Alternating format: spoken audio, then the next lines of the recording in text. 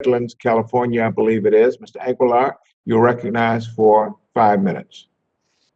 Thank you so much, Mr. Chairman. I appreciate it, and it is an honor to be back on this subcommittee. You and I worked with this committee, and then Chairwoman Fudge in the last round, and I look forward to your leadership as well. And honored to be joined by my new colleagues on the full committee and Ms. Leisure Fernandez on this committee.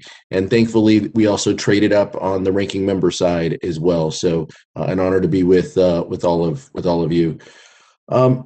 Ms. Diaz, I was struck by your testimony when you stated that since the Shelby decision, there have been nearly 1,700 poll closures across the United States. The majority of those occurred in 3 jurisdictions previously covered by Section 5 of the VRA, and all of which have growing Latino communities. For example, in Texas, the number was 750 sites, 32 in Arizona, 214 in Georgia. Can you explain why these polls were closed over the past 7 years and how they impact voters, especially Latino voters?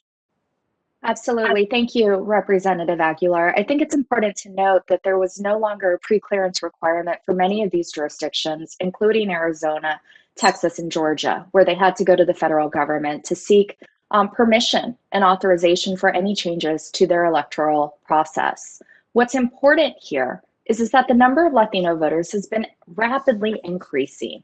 Among the competitive battleground states, Arizona, Florida, Texas, and even Nevada, the percent growth in Latino citizen voting age population outpaced that of non-Hispanic whites. When we think about percentage point differentials from 2008 to 2019, it's stark, plus 84 percentage points in Nevada, plus 65 in Florida, 52 in Arizona, 40 in Texas. And so at the same time that Latino citizen voting age population is growing, we're seeing these poll closures. And this is frankly making it difficult for people to access a ballot, even in states like Texas during a COVID-19 pandemic that did not want to expand universal vote by mail. So they have less places to go vote, less polling locations, and less means to cast a ballot to protect their lives. You also mentioned that researchers have long agreed that regressive electoral reforms and restrictive voting bills discourage eligible voters from casting ballots and don't provide any real benefit toward election security. As Secretary of State Wyman just mentioned, our elections are secure. And states like California and Washington, who have been doing robust vote by mail systems for years and early voting options, are absolutely secure. Why do you think states continue to implement, Ms. Diaz, regressive voting laws that provide no benefit to keeping our elections secure?